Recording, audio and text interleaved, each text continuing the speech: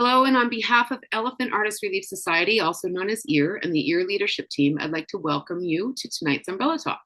My name is Marianne Elder, and I am EAR's administrative manager and part of EAR's programming committee. For tonight's Umbrella Talk, we welcome Chris Carson and Kenzie Houseco for Nuts and Bolts of Grant Writing. This is one of our most popular and sought after talks, and we're happy you're all here tonight.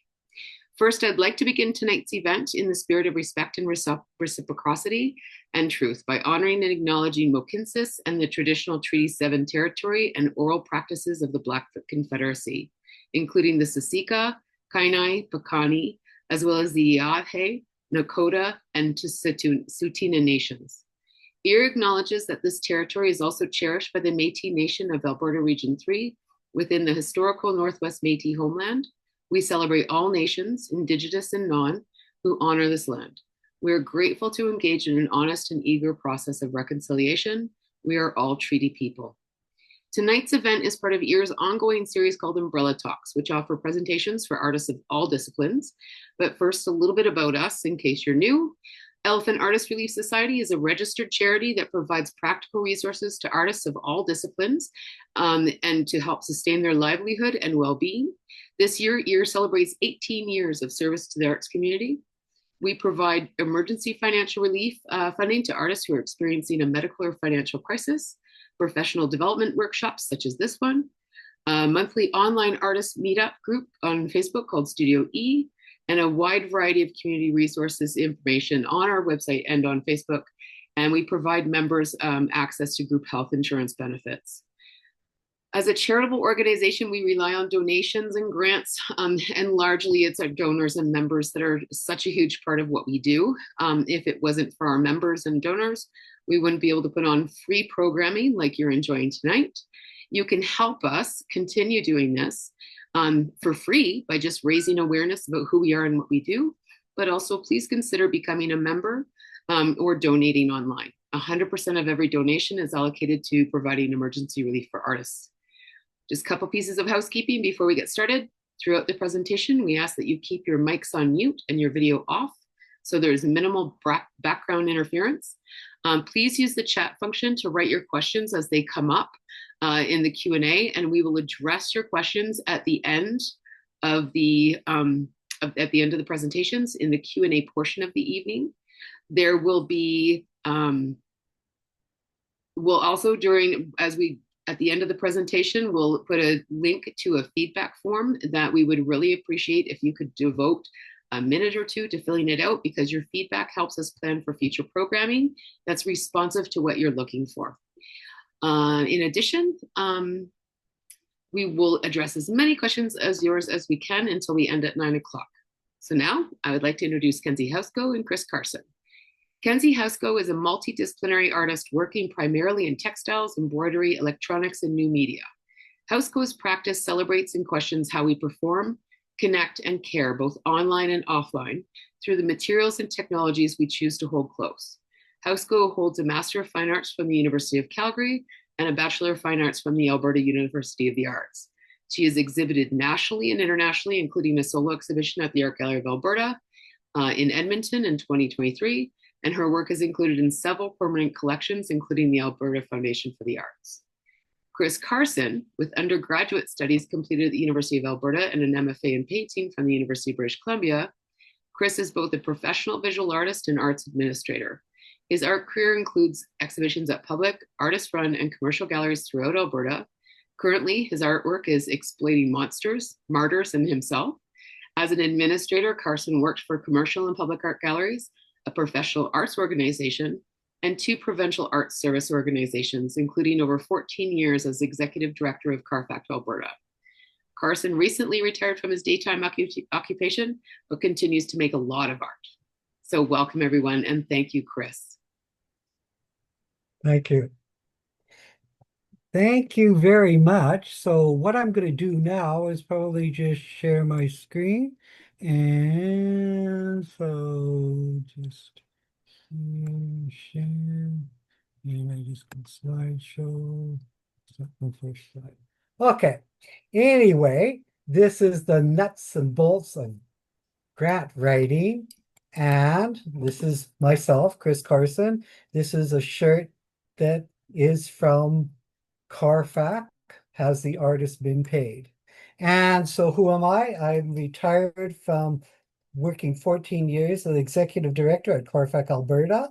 I have an M.F.A. in painting from UBC, one husband, two cats, Cartouche and Turpin. And while I'm no longer working with CARFAC, I just wanted to just introduce CARFAC a bit. And it is an organization of artists working for artists that kind of believes that no one is more qualified to speak on behalf of artists than artists themselves. And what CARFAC is known for was, of course, this idea of has the artist been paid? So it's an art organization that advocates for artists to be paid for their work. And what CARFAC Alberta does is they elevate best practices for the visual arts sector in Alberta to strengthen our ecosystem. And on the CARFAC Alberta website is 7 best practice documents that explain everything on the importance of contracts, agreements, and negotiations. If you ever have your work used for a fundraiser, or if you're working with a commercial gallery, public gallery, your work is in a juried exhibition, if you have produced community-based artwork or public art. So it's a resource that most artists, media artists, craft artists can really use throughout their career. So these are things that I suggest people kind of look at if you're at all producing any form of objects. Okay, so what we're going to do tonight, just so you know, as this has been recorded, and I have sent the presentation off to Elephant Artist Relief to Marianne. So if you wanted to ask her for it, you don't have to take a really lot of notes. What we're going to do tonight is we're going to look at the really overview of what is a grant, ask, answer some of these questions that you may have, like, should I apply for grant funding? Where? When? Why? We're going to look at a few other opportunities like grants.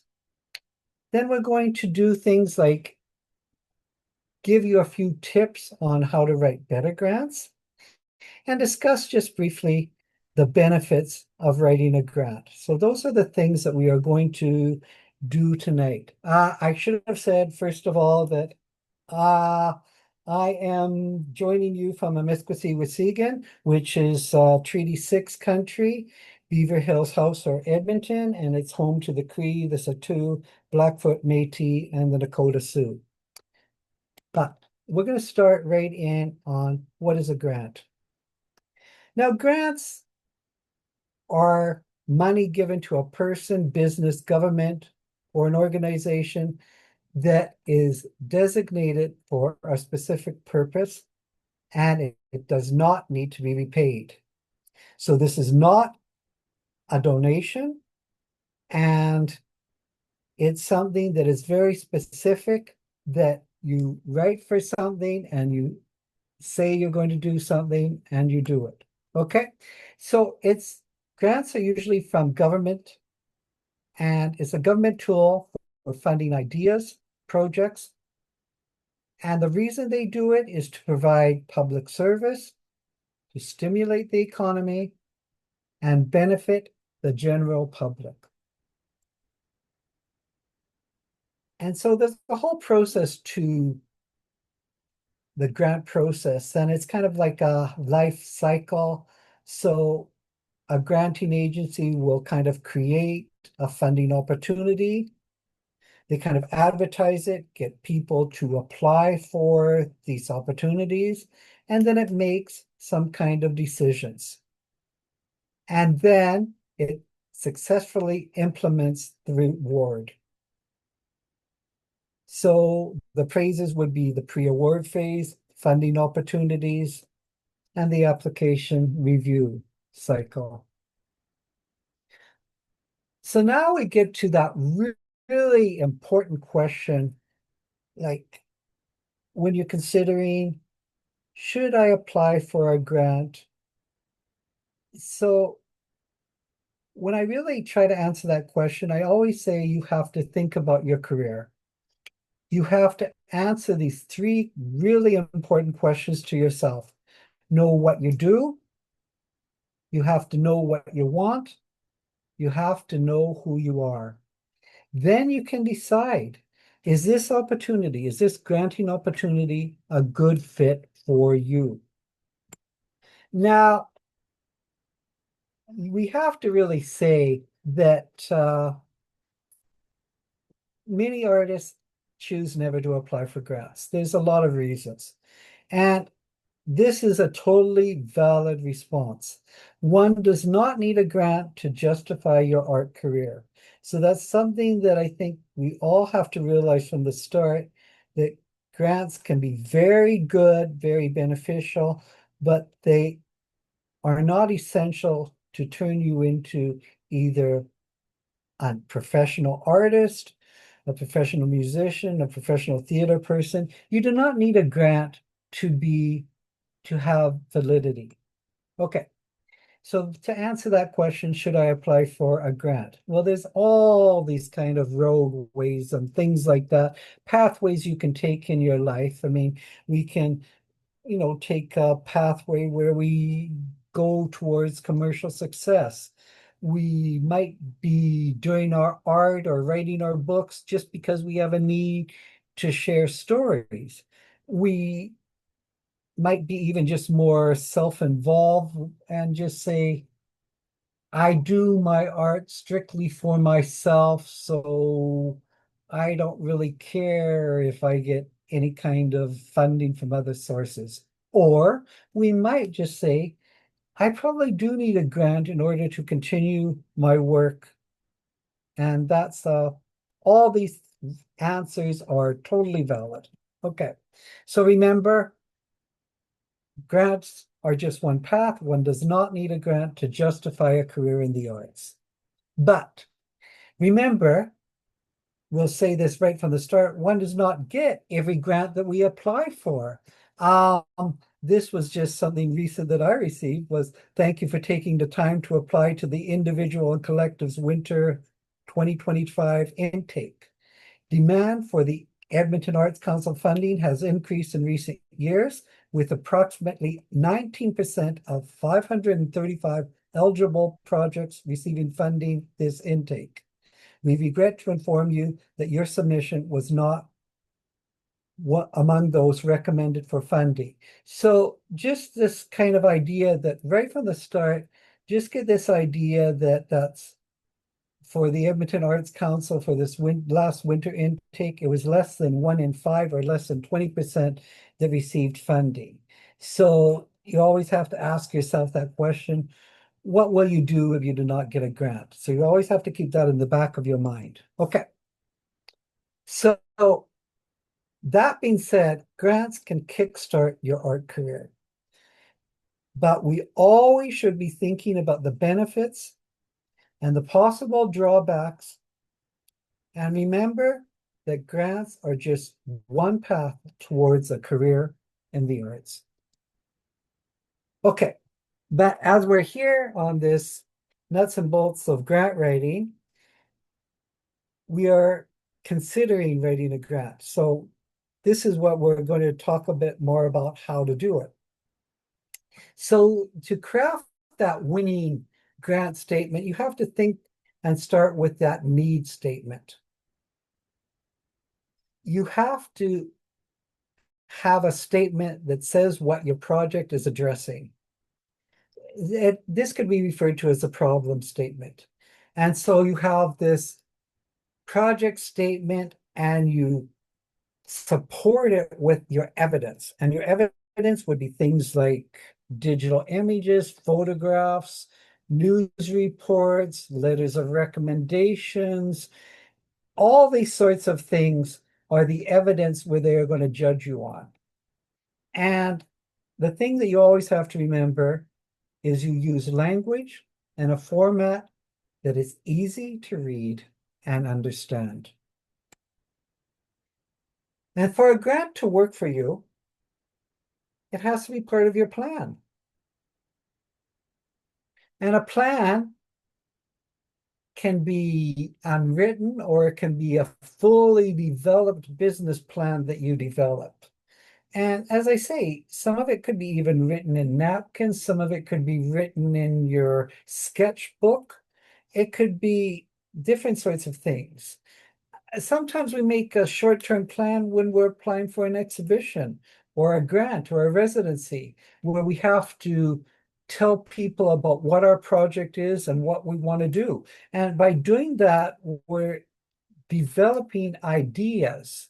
We're developing our plan for how we want our career to go, which is very important. So the one thing that a grant is like a business plan, and they're for the future. You will probably not hear back for 3 to 6 months.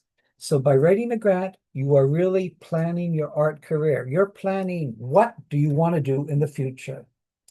And as I said from before, the success rate varies. So you should always have a plan B in case you do not achieve funding on your grant proposal, maybe the first time. So you always have to have a way of continuing your career, even if you don't necessarily get this grant. Okay, so the question you have to ask yourself, do you have a plan?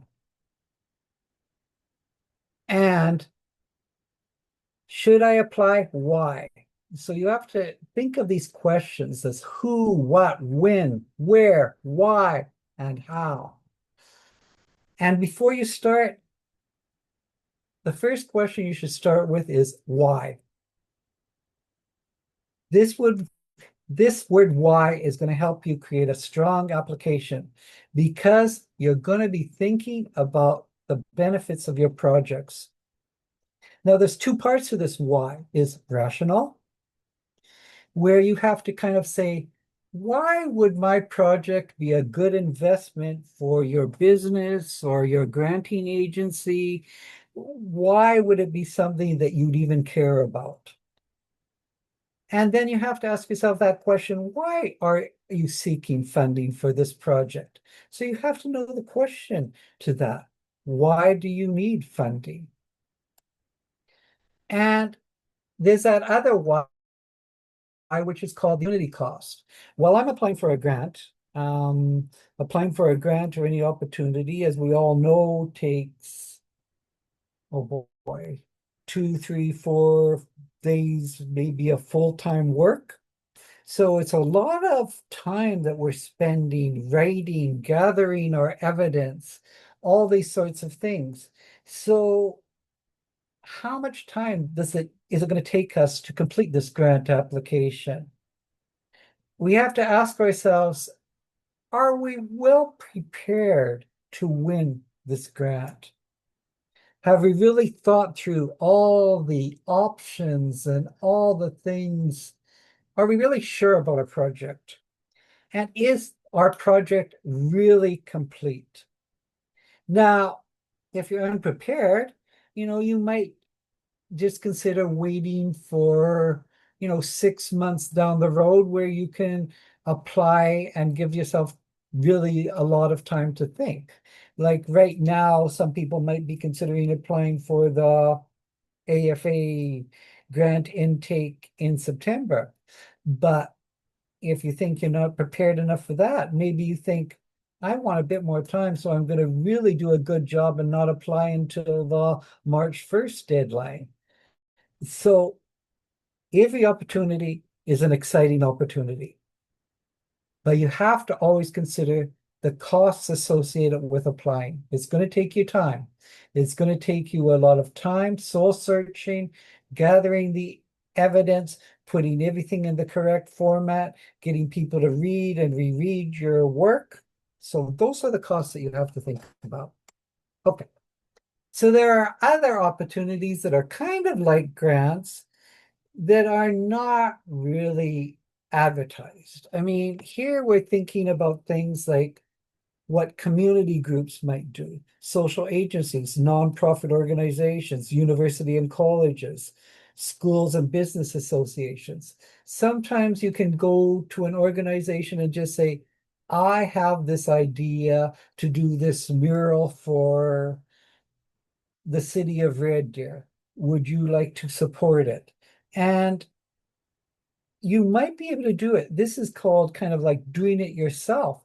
And so the only people you might have to convince are that granting agents or that nonprofit association or that business association, rather than dealing with hundreds of people applying for a granting opportunities. So this is something that a lot of people should consider, that there are other opportunities that you might be able to do the kind of work you want to do, especially if you want to do something by sharing stories or doing something for the social good of the world, that maybe a traditional grant might not be the way to go. It might be better to consider some kind of nonprofit organization or a social agency to work with.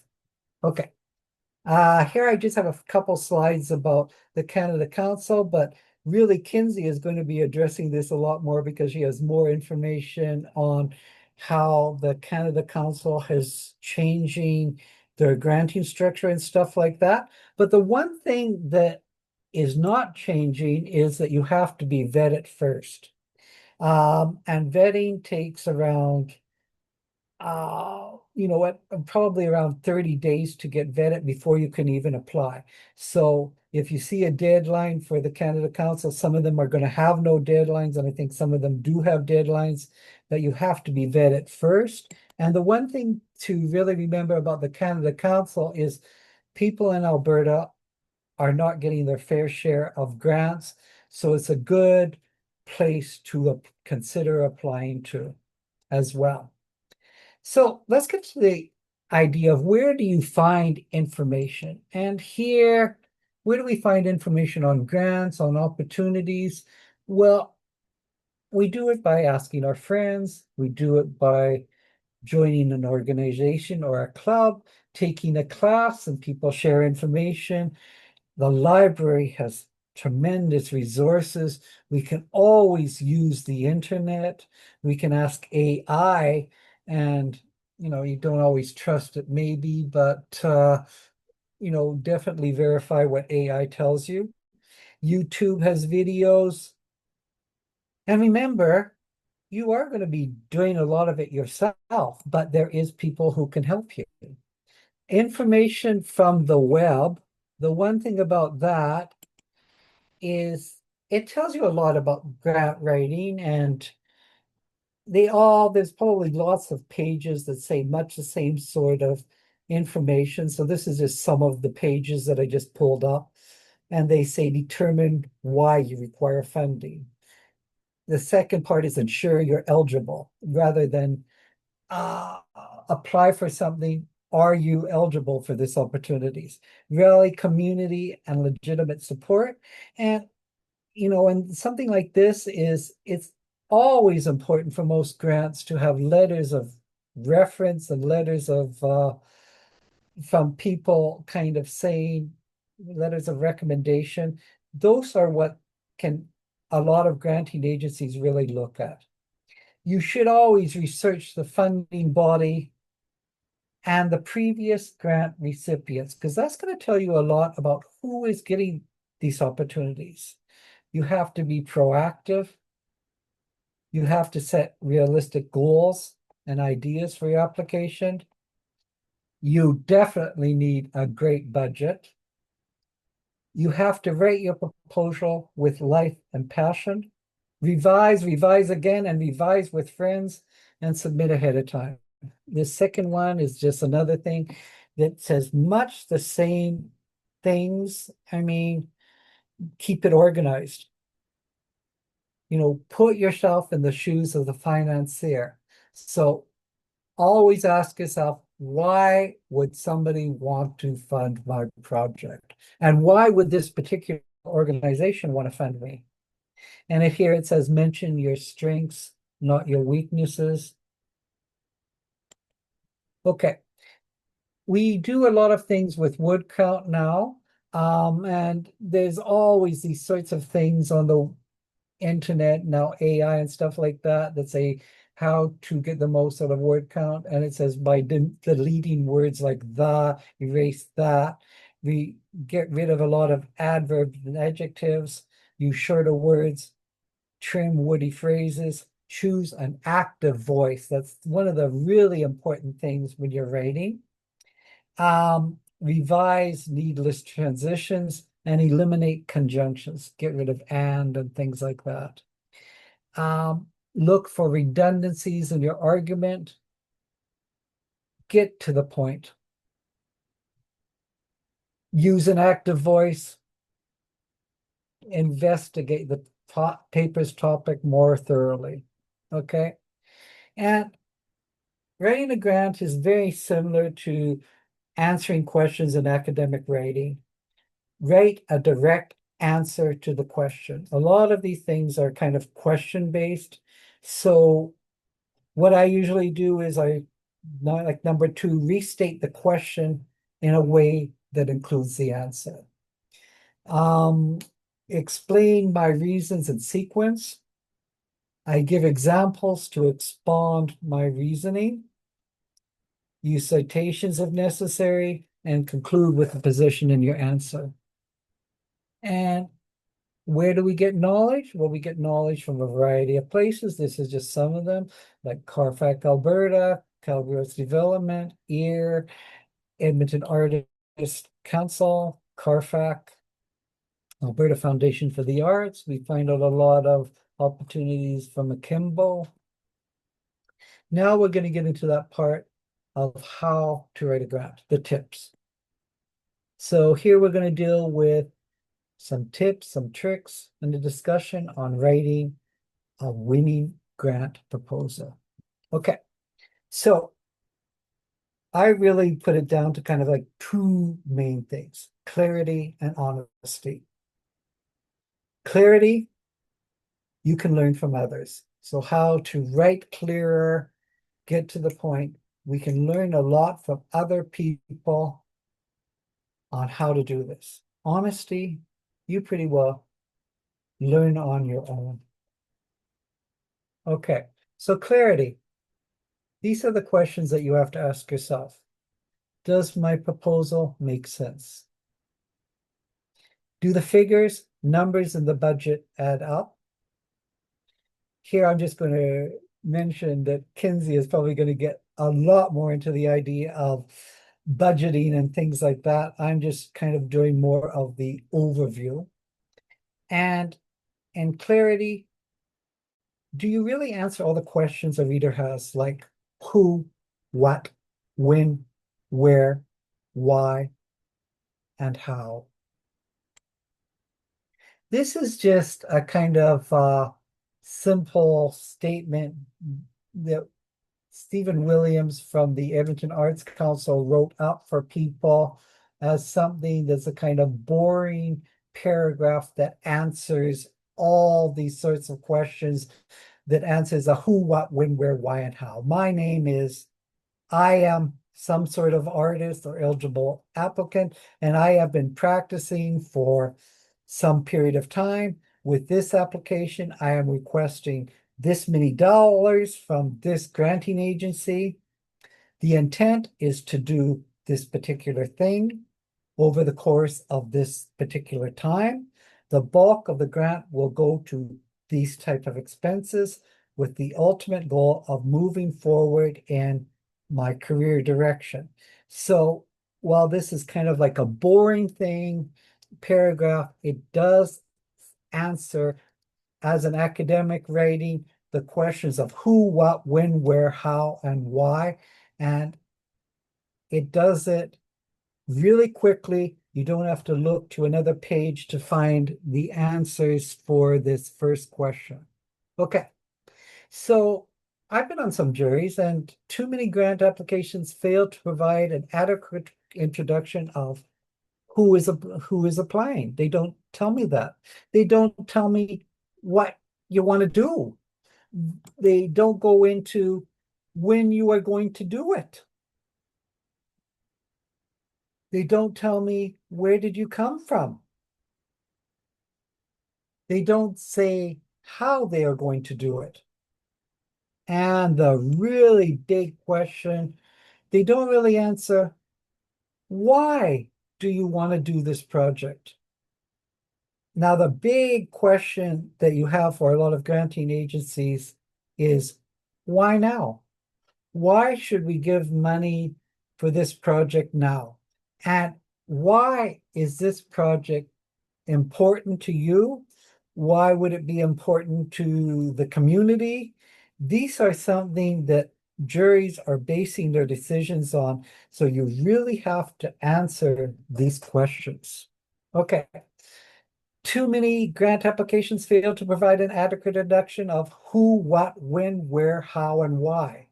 And without this information, a grant reader is confused. And so for clarity, you always should have a couple of people read your proposal. And does it make sense to them? Can they understand what you are proposing? Does your proposal address what is asked in the guidelines for the grant? And a real tip when you're writing a grant is always seek constructive criticism from your friends, from other artists, from art organizations. Go and say, am I being clear? Am I answering the questions? And clarity, you have to be aware of your audience. Like that's where the research into the grant and the granting agency is really important. Who is going to read and judge your grant application? I mean, if you're a painter, is it going to be other painters? Or you're a painter, is it going to be one painter and maybe a weaver and a theater person and a writer? Or is it going to be just the administrative staff of the granting agency? Grants can be administered by all these sorts of people and juried by all these people. So who is going to be reading it? That you really should know. And so a tip is always write simply so that your audience is going to understand you. Like if I'm a painter, would a writer really understand if I used kind of some painting jargon? Or would I be better off to just really use simple words so that any kind of creative person can understand? Okay. So clarity, conciseness, and a compelling sort of quality is what makes a good grant proposal. So clarity, make sure the goals and objectives for the projects are measurable. Is there a clear outcome-based evaluation plan in place? So you have to say what you're going to do, when you're going to do it, how you're going to do it. Concise. You answer the questions directly and you conclude all the specific information that's requested in a concise sort of way. So you're just addressing the questions they're asking. And you're compelling. This is where your creativity comes in. You want to make sure that the person who's reviewing you, the juror, really wants to move forward with your idea. So you have to write with the sense that it's compelling or the sense that your project is really exciting to you and exciting to everybody else. We have to do that in order to convince people. Okay. So excellent grant proposals are realistic. Remember, you should stay on the topic. You should stay focused. Remember, you're going to answer who, what, when, where, how, and all the different whys that we talked about. Remember, you are going to have to make your proposal memorable. So the people who read it are going to say, hey, this person proposed this great idea, and I really would like to see it done, and I really want it to be funded. Okay, So things that we have to do is we have to always read the guidelines at least twice. Make sure you understand them. And if you do not understand, reach out to a granting agency or an organization or an individual that can help you. That can say, what are they really asking here? That's what it's very important that you know what you're to address when you're writing a grant. So, and there are people who can help. Okay, read the grant lines at least twice. Make sure you understand them. And you have to follow all the rules on what to include. And if they ask for a PDF, they want a PDF. They don't want a Word document. They don't want something else. They want a PDF because they might, for some reasons, not be able to use your other documents. They might be too big to transmit to the jurors or something like that. So if they say, submit the slides this way, they don't want them submitted to some kind of third-party app that they have to download because they're not going to do it. So you always have to follow the rules. Okay. And you remember that grants are for the future. You're likely not to hear back for 3 to 6 months. So by writing a grant, you are planning your art career. And remember that not every grant you write is going to be successful, especially the first time. So always have maybe a way that you can do a little bit of the project or something like that. Always have a plan B. Okay, always start early. So you could be starting in the spring for something that's due in the fall. Leave yourself time to write and rewrite. Leave yourself time to have other people read what you have written. Leave yourself time if you're going to ask people to write you a letter of recommendation. Don't ask them and say, I need a letter by tomorrow. Say, I need a letter in 3 weeks. Can you do it for me? So give them some sort of time in order that you can collect all this evidence together so you will be successful. So you need time to rewrite. And as you rewrite, you begin to understand more and more. Every time I rewrite an artist statement, I understand a little bit more about myself, my art career, and how I want to move forward. Okay, honesty.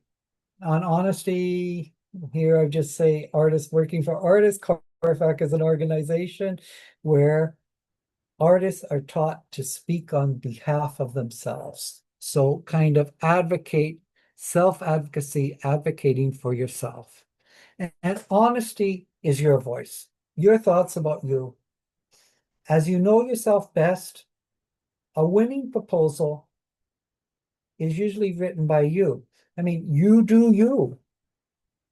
Honesty is about doing your research, and so you are able to create a project and budget that makes sense. Now, red flags are raised a lot when there is unrealistic budget figures, and red flags are also raised when there is unrealistic goals and timelines. Like if you are a theater artist and you want to write a novel, you're going to have to really convince people that you have the experience to be able to do this. Yes, you can move into other realms and other art forms, but you really have to present a good argument so people would know that you're a professional and you can do it. You need to convince a jury. That's your goal when you're writing a grant. Honesty involves being aware of who you are, what you want and need, and being aware of where you are in your career. Are you an emerging artist, a mid-career artist, a professional artist that's been around for 30 years? Sometimes there are awards like the Sobey Award where sometimes community artists ask to be nominated for them when they really have never done the research of who really gets these awards. So you have to be aware of who you are and if you're actually eligible for this opportunity, and more realistically, if you're a good fit for this opportunity. Because a lot of people could be eligible, but they're not really ever going to win it. So by applying, are you wasting your time? That's what you have to think about. Are you being honest with yourself? Are you an emerging artist applying for things that only senior artists get? Okay. So when you're being honest, you have to do your research, be aware of what a grant or an opportunity is for. And remember that not every opportunity is suited for everyone. Who is the intended audience for a specific opportunity? And ask yourself honestly if you are a good fit before applying. So we're getting towards the end. So remember to always remember to answer who, what, where, when, why, and how. Now we get a bit to the benefits of writing a grant. Well, of course, one of the benefits, if you get a grant, you can really make things happen. You can bring your ideas into fruition. You can do it in the way that you want to do it because you're going to have the money behind it to actually realize some kind of project or some kind of dream you have. So that's an amazing benefit of writing a grant, is you can do this project that you are dreaming about and get it to be realized.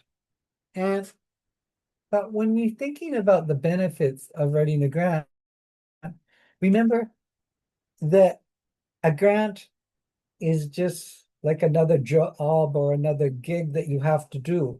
And the money that you get for writing the grant is for completing the job and the things that you set out to do in your project. And it's not a gift. You have to actually do what you say you're going to do. But that's an amazing thing to realize as well. Okay. So the benefit of writing a grant, it gives you the necessary time to devote to your project. So you're not always looking for other money to come in sometimes, because here you have dedicated money to do this project of your dreams, this project that is going to further your career. Okay. So remember, you always need a plan. If you fail to plan, then you're just planning to fail.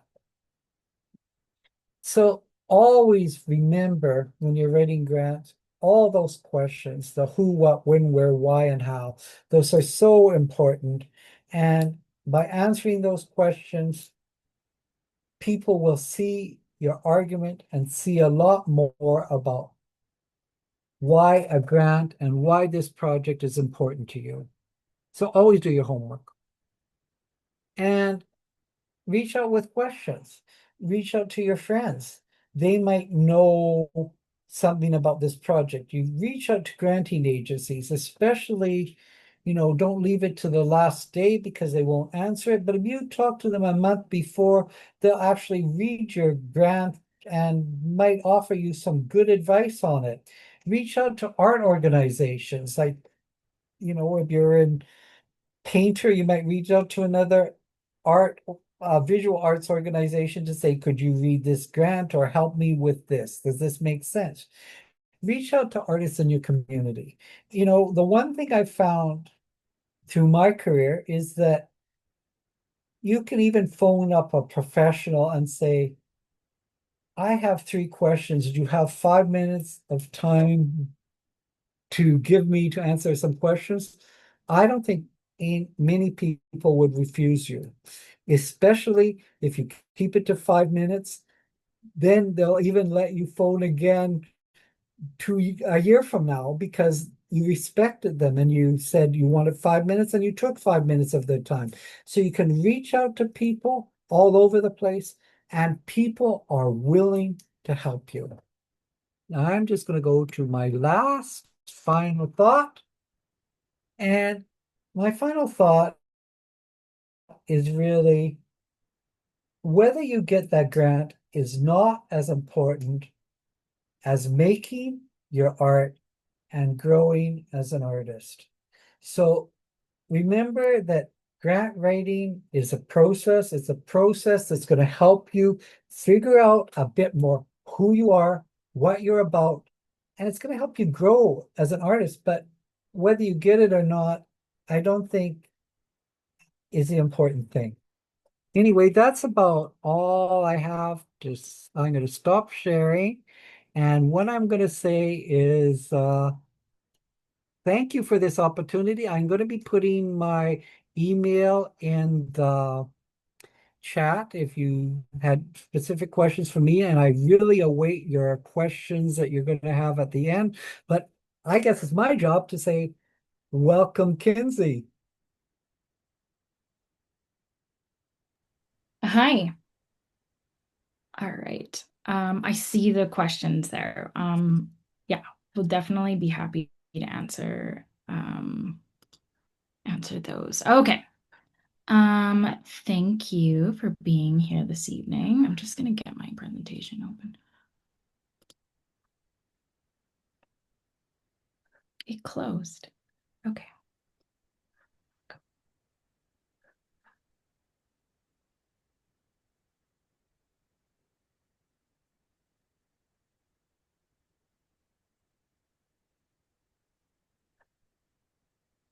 All right. Does everything look good on your end? Yep, looks great. Okay. All right. So who am I? You're not here to hear about me. You're here to learn about grant writing, but I'll just give you a quickly overview of what I'm all about. So the introduction was pretty accurate. I'm a multidisciplinary artist who works in textiles and new media. And yeah, I'm really into interactive art. I like interacting with my audiences, and using tech helps me do that. All right. So we did this talk last year, and I was asked a little bit to talk about, I guess, some of my obstacles that I had to overcome to, I guess, wrap my head around the fact that I can write grants, I can do a master's degree, I can write a thesis, master's paper. I was diagnosed with learning disability probably in my teens. I always had trouble at school, reading and writing, and my mom basically taught me how to read in grade 4. But the classes I always got A's in were my art classes. So unsurprisingly, I followed that path and got my BFA and my MFA. The nice thing, I guess, about being diagnosed with dyslexia in my teens was that I was able to apply for government support for learning strategists. So basically, like a tutor that helped me kind of with those tasks. So, yeah. Um, I think as I've got older, obviously I've had to deal with my ego. It's okay to ask for help because what really matters is getting the thing done, and that's what we want in the end. So actually, at the end, I'll quickly talk about if you do have dyslexia or ADHD or another disability that might hinder your ability to apply for grants. I did learn a bit more information on how you can get support for this, whether you've been like officially diagnosed or not. So we'll talk about that at the end too, because you can get support from Canada Council and A.F.A. to get your grant, to write your grant. I'm just going to quickly go through a few pictures. This is me in art school, doing some art school stuff. This is during my BFA. I was kind of into, representation and mixed media. This was my grad piece in my BFA called Double Date, kind of serving myself up here on a dinner table. And then I totally did a 180. In between that and my master's degree, I started experimenting in technology and collaborating with other people to make, I guess, wearable art or fashion tech, which led me to do my master's in like a combination, I guess, of technology or using technology as a medium. But while I was that period in between my bachelor's and my MFA, I worked for Flemish Eye. So they're indie record label. Actually, my tutor from my B.F.A, her partner owned Flemish Eye, and she suggested that I come work for him. So his name's Ian Russell, and he runs the label and the label represented Chapman Galen, the preoccupations, braids, and that is where I kind of learned the ropes initially on how to write grants. So he was applying to Factor grants, CADA grants, AFA. We applied to the Junos. We were doing cover letters and marketing and stuff. So he kind of is where I got my feet wet as far as like how to do it. So some of the things I'm going to show you are things I learned in that time. So yeah, there's a few more pictures. Oh, here you go. The first grant I ever received was an AFA travel grant to attend fashion tech residency in 2018. So that was right before I started my master's, the very first grant I ever received. Pretty big deal, felt like a big deal to me.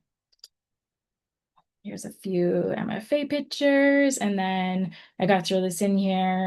My 2023 show, I received a Canada Council production grant to help make the work for this show. So I exhibited my master's thesis work. So it was about 5 or 6 pieces that I created during my master's, but I applied for Canada Council grant once I knew I had received or was invited to exhibit at the AGA to make 2 more pieces. And so I received that funding too from Canada Council. And that was my first Canada Council grant. All right, here's the show. So a couple of those pieces were supported through AFA. Okay, and I got some new work. I just received, well, in 2024, I received a Canada Council grant to make a new body of work. And so to this point, I've received, and I received an AFA grant to support this new body of work too. So I've been doing very good in the last couple of years. Yeah.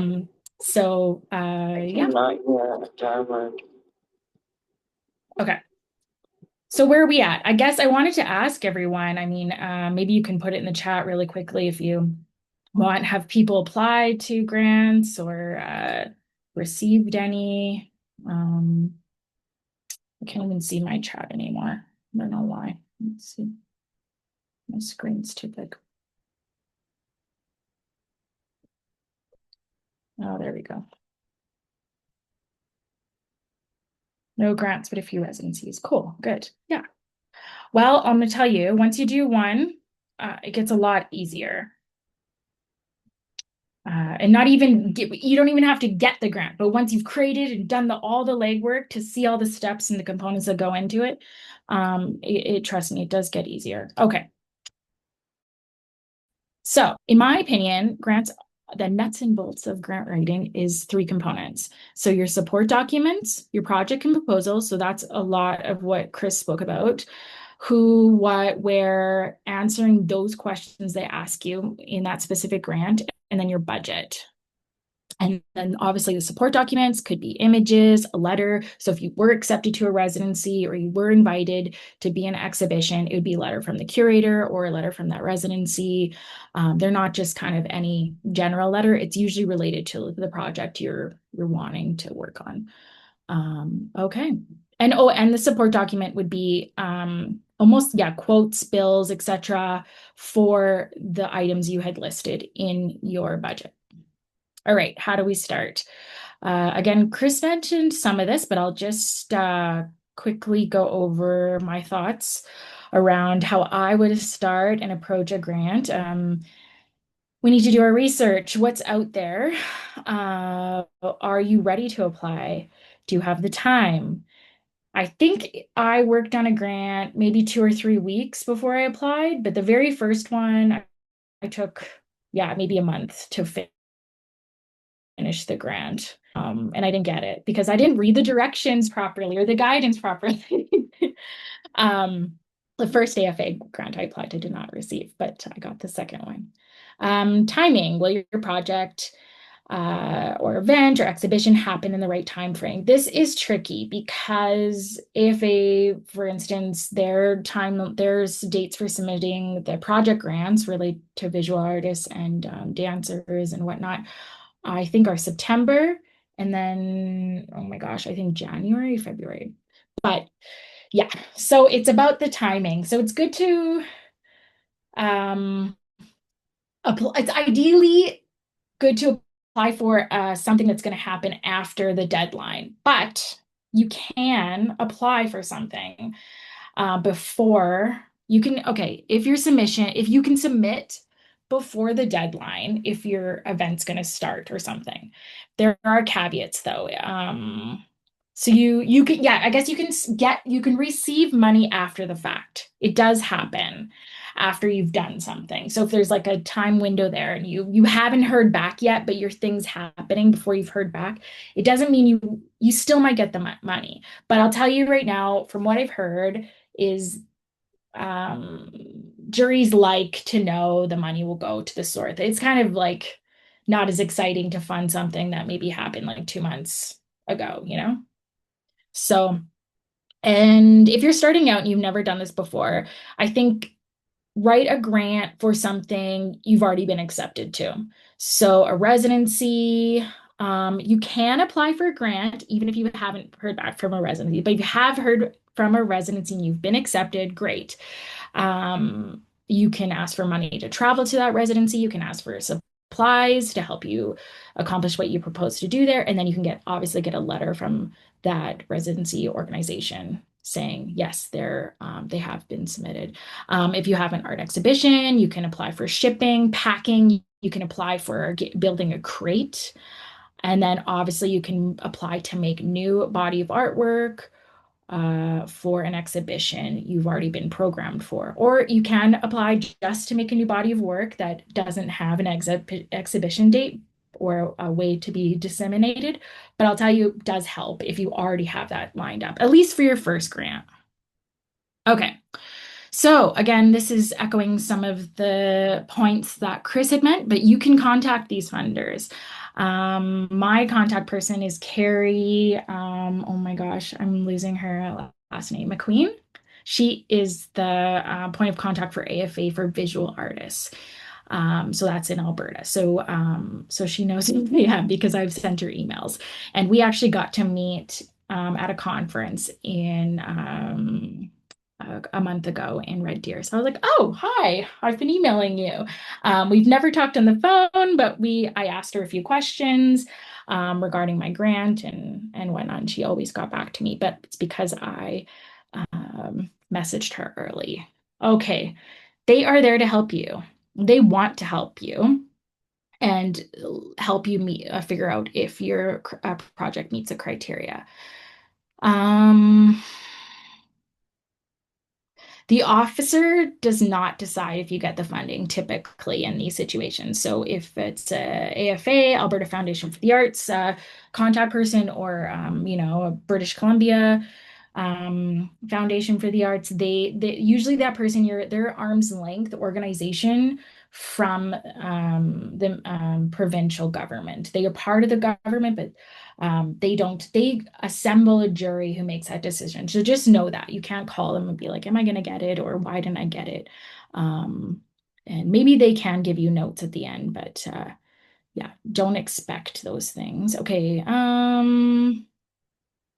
Yeah, but they've observed many jury processes and they have good advice often and they're happy to share. All right. Okay, this is literally the nuts and bolts. And I'm not trying to be condescending. I tried to write down how do I write a grant? Literally from start to finish. If I have made the decision, I'm going to write this grant, what do? I make a folder. I have a whole folder system in my computer, grants 2025, and then a new folder in that. Okay, Alberta Foundation for the Grants or Canada Council, September. And then you open a blank document, pages document, and write a to-do list. And you put that in the folder. Or maybe you're doing this on Google Drive or whatnot, same idea. But copy and paste a summary of the required info, the questions you need to ask, what you need to upload, your CV. Sometimes they'll say, oh, we will have only max 2 pages of CV. So, these are all good things to know because maybe it's Canada Council will only take a 2-page CV, but Alberta Foundation for the Arts, they can take a 4-page CD, so a CV, right? Okay, images. So that'd be like how many images, what format do they want to be in? Is it going to be in one PDF? Uh, or are they going to be like 10 individual JPEG images? If so, what's their max size? Usually it's 1 MB and they don't want anything bigger. And you don't want to be eliminated for those little things. So just get that information all in one place, the important stuff, so you can refer back to it. All right. Also, yeah, as of now, Canada Council and CADA, so Calgary Arts Development, they had an online text form. And you see this a lot more now with Google Forms. So where you need to type in your project proposal or your timeline or whatever, or like copy and paste. I would say copy and paste your response in. Don't try and wing it that day, that afternoon, or don't rely on their program to save what you've written. Have it in your document, maybe even make a new document. This is the project, like a new, a Word doc or pages. That is your just project proposal or image list or whatnot. A.F.A, as of now, you can upload a PDF, but usually they like it in one PDF. All right. Okay. So this advice has been given to me. I had the luxury of participating in, I guess it was a mentorship program. So it was called One-to-One, and it was through Alberta Media Arts Society. And I just applied to be a mentee or mentor or mentee. Yeah. And so I was partnered up with Christina Cook. She is a performance artist, puppet artist, involved with Chaos, so Calgary like Animated Association. And so I got a lot of this information from her. Okay, so for visual artists in here, support material is the most important piece. Images, CV, letters of support, or acceptance. This is my opinion and also opinion of some other people who have given to me. I mean, be sure whatever you show them relates directly as possible to your project. So again, if you are a poet and suddenly you want to make, an animation, but you don't have any documentation of animations, your drawings, or again, like Chris was saying, you're going to write a book, but you are a painter. You've never, so it's like try and keep, don't show them stuff that's irrelevant. Even if you're proud of it, try and keep it concise so that you are making their job easier. They want to fund things that are actually going to happen.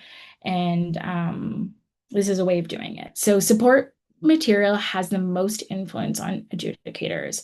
Great support material can convince a jury a poorly written submission is worth it. But bad support material can tank a brilliantly written proposal. All right, images. Again, they should be related to your project as much as possible.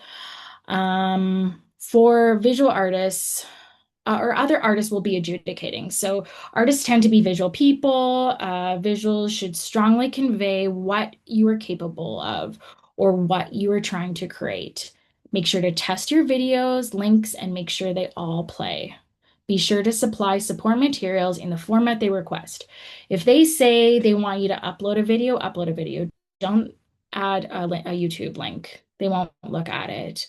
Or, if they say give us links, give them links because they're looking at many, many proposals. It has to go smoothly.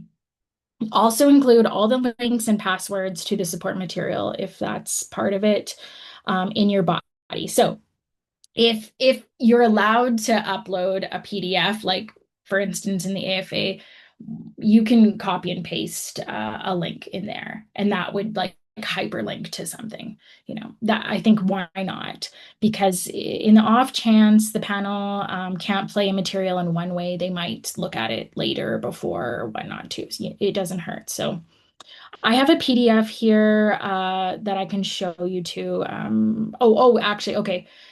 I think the first time we did this talk, we were just coming out of COVID, but um, if you don't think you have good documentation, you can document your work at home.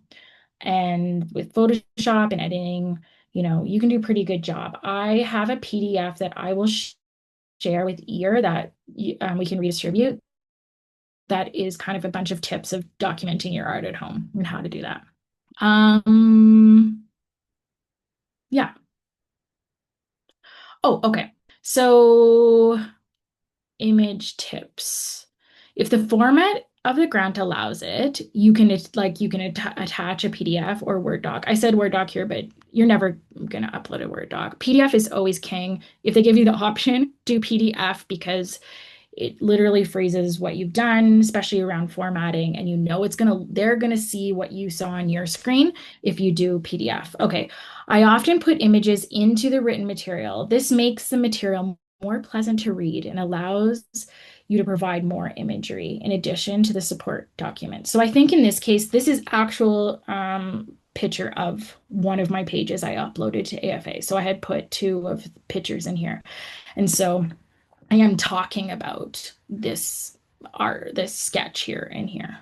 And also these are sketches. These are digital sketches. So these works don't exist. They are representations. So you can include sketches too. That's something I was going to say. So if you have drawings of the work you want to make or, a digital mock-up or whatnot, that can be part of your image support. And those are great things. Okay. Do not use watermarks. Some people put watermarks on their photos for social media and whatnot. Don't do that here. It will make your text difficult to read. Don't put it on the page. Don't put it on the pictures.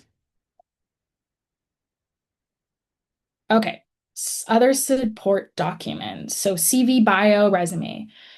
If you are collaborating with someone, say, I don't know, maybe you're a collective or you're working with someone on some aspect of your project, include their information, upload their CV, upload their bio, and so you can show how oh yeah, and make sure your collaborators update. So again, this contacts back. Okay, this was a device. So if you're going to write a book with someone else, make sure they are doing what you're doing. So if you're going to update your CV and your bio, but maybe you're a painter, but here it is. Okay, for example, if you're a painter, but you're taking on a poetry project, highlight all your written experience. So you can have a different bio for your poetry work and a different CV for your poetry work than you have for when you're applying as a painter. And that's totally okay and acceptable. Okay, letters, again, I think I already mentioned this, so always includes the support document if you've been invited somewhere. If you wish, okay,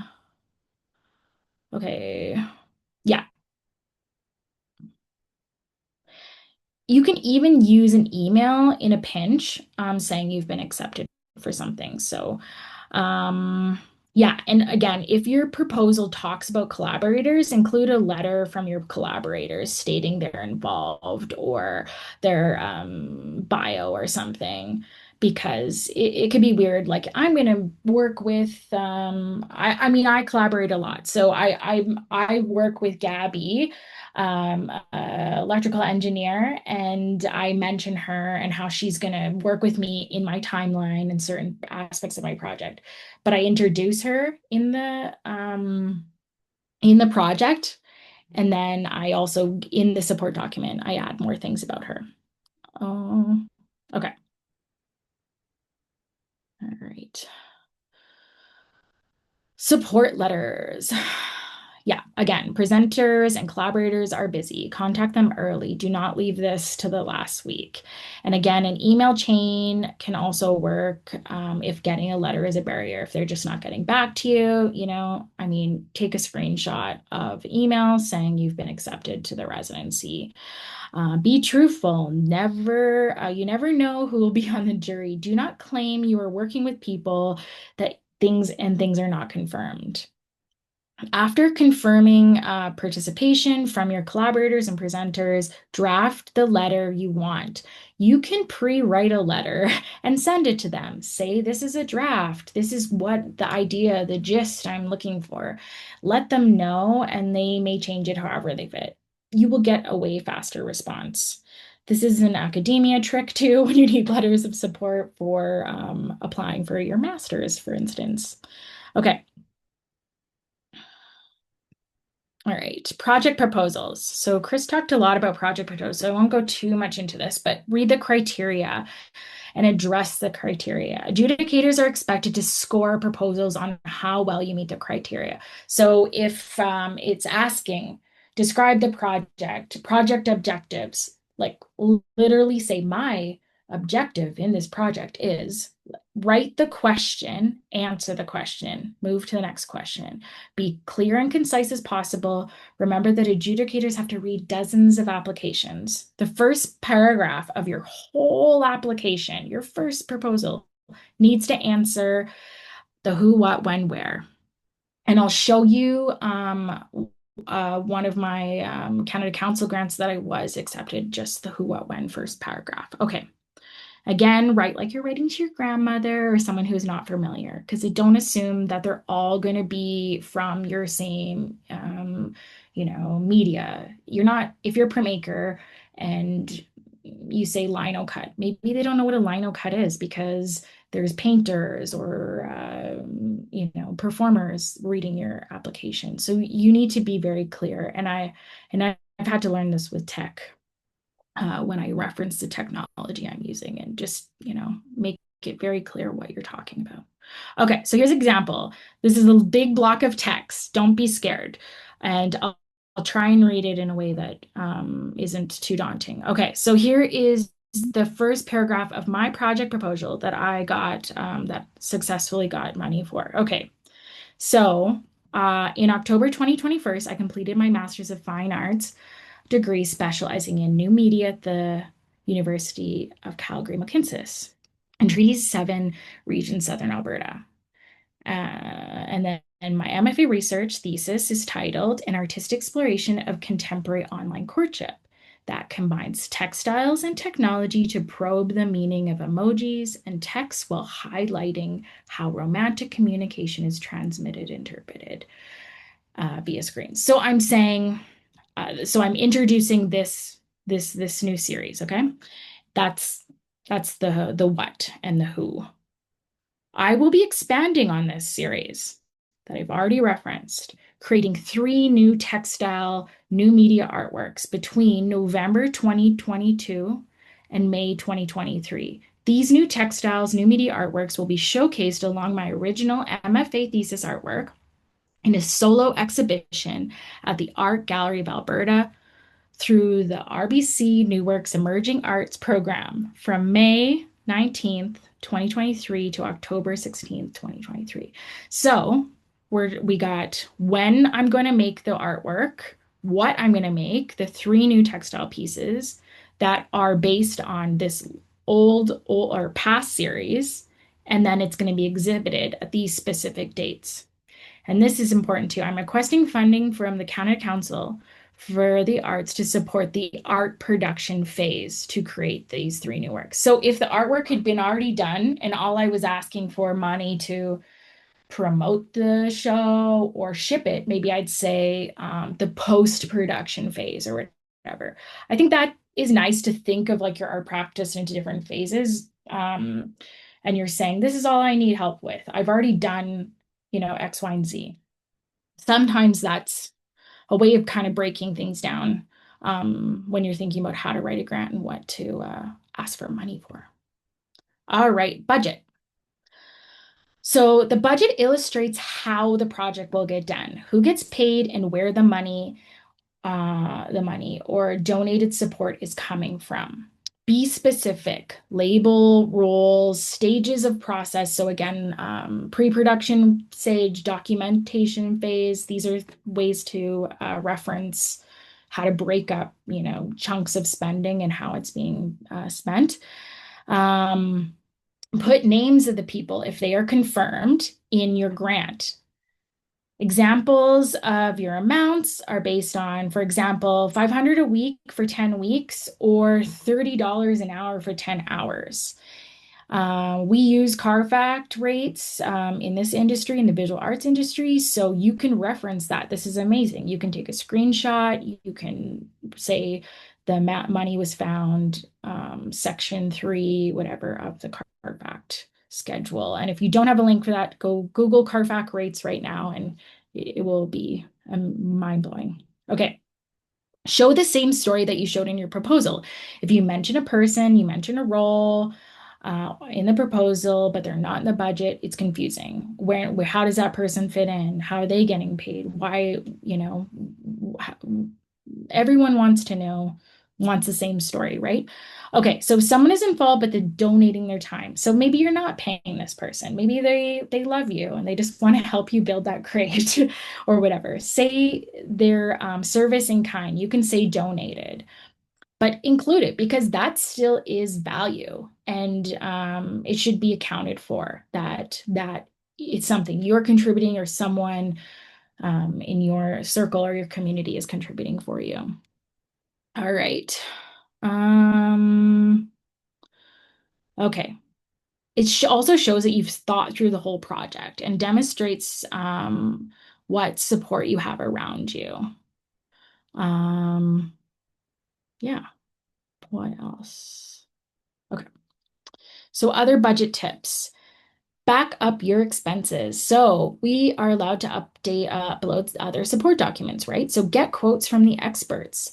You can call up a framing company. When I was doing that last grant, I found this company, Canadian stretchers, Canadian frames. Oh man, I don't know. They're amazing. They make round Tondo canvas stretchers. So I got a quote. What's that cost? How much is it to ship? I got a quote for 3 of them and shipping, and that direct quote and price went into my budget. And again, if you're hiring people, refer to CARFAC. They have consulting fees. You can hire an assistant to help you build a crate. You can hire an assistant with expertise on something to help you accomplish something in your art practice. Okay. I think I'm putting in classes. I in one of my past grants, I put in crochet classes because I needed to learn crochet to make this sculpture. So, okay, if you're ordering supplies, take a screenshot of that online cart.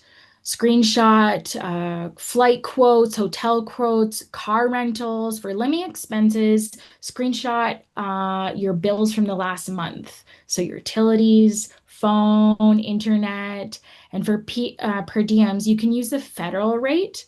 Link to it online. I'll try and find the link and post it in here when we're done, but there's a provincial rate, but it's way lower than the federal rate. The federal rate works, so you can find the per diem rate.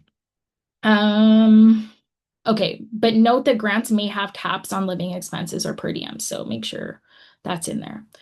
Okay, this is interesting, what I learned from my mentorship experience or my mentee experience. For Canada Council, you can include a 2% expense for unforeseen expenses. So 2% of your overall budget. So once you're done your whole budget, figure out what 2% is of that budget, and you can include an extra line item, whatever that is, $200, whatever, for unforeseen expenses. And you can do this, I think, for maybe CADA too, so Calgary Arts Development. But I asked at AFA, and you are not allowed to do that. But I wouldn't have known if I hadn't emailed Carrie and asked her about that. Okay. Always include an out-of-pocket expense. Okay, I mean, you don't have to. You are allowed to just ask for money. But I think it shows something that you like how committed you are to this project, even if it's $100 or $500, you know you're going to spend some of your money anyways. You're probably going to go over budget. So just put it in there. You will. And it shows your commitment. Okay. Budget clarity. Your budget is clear, well thought out, contains sufficient detail. Yeah, and again, you don't intend to inflate things. And the project's costs. Okay. Yeah. All right. I will show example of this PDF too. One we're done. Okay. Timeline. I think it's a really good idea to include a timeline, whether they ask for it or not. Often they ask for it, but it really shows adjudicators that you understand how it's all going to come together and how long it might take to accomplish this project. So it shows that you've thought through from beginning to end. Be sure to include an extra section at the end of your timeline for dissemination or audience that states how you intend the project to reach the audience or the public. Especially if it's not included in the it doesn't have to be in your proposal, but just, that's what you're going to do. You're going to give me the money. I'm going to make this stuff. And then during this time period, we are going to show it to people and shows them there's a whole plan of attack here. Okay, formatting. Use clear, clean fonts that are easy to read. Helvetica or Calabria. Oh my gosh, sorry. This is my husband's favorite font, so I feel like I'm using that a lot these days. Do not use narrow margins or fonts to squeeze more words in. They will see through it and it will look messy. Try to be under the word count. Sometimes I'm like a whole 200 words under, and that's okay. Just say what you got to say and get out. Answer the next question. Attachments. Make sure your file names include your project name and your name and type and the type of attachment. So for example, if I have, if I can upload many support materials, maybe I'm going to upload an image list and our other items. K House Goes support material, but don't go by this. They might actually say how they want you to label your files. So that should have gone into your to-do list. Okay. I always put my name in the header too, and in the footer of every page, and I number the pages. You don't know how things can get mixed up somehow. Okay, proofread your entire proposal before submitting. These are obvious things, right? Correct typo spelling, ask ChatGPT to check your spelling. That is something I am doing a lot these days. I write my stuff, but if you don't have someone there, it's always a good option. Yeah, always completed enough time to ask someone to proofread. Look for mentorship opportunities. So this is something I mentioned before. AMS has a one-to-one grant writing membership program. I don't know if it's still open, but it was really great for me. So if you're a media artist, that's something you should consider. I had a learning strategist because or like a tutor. PALs, if you have friends who have successfully received grants, they can download their whole grant that they submitted and let you have a look at it if they're really nice. Peers, maybe you can trade for help. Maybe you cook people dinner and they help you with the budget. Submit early for feedback from organizational staff, and you can also hire someone. There are jobs. There are people who are grant writers, I myself included. You can hire them to edit it and help you write it. I also know someone who does this for the music industry. I don't do this for a music industry really anymore, and she worked out something where they took a cut from the grant if it was successful. So if you're a musician and you want to talk to me about that or want to get help from that too. Oh yeah. Okay, so that's the end, but I want to say one last thing about this support thing. Okay, this is my Instagram and my email. So if you do want to email me further questions, I will happily answer you. Let's see if I can find the other thing I want to share here. Okay. Just to show you these support documents, I'm going to pull them up. Zoom. Oh.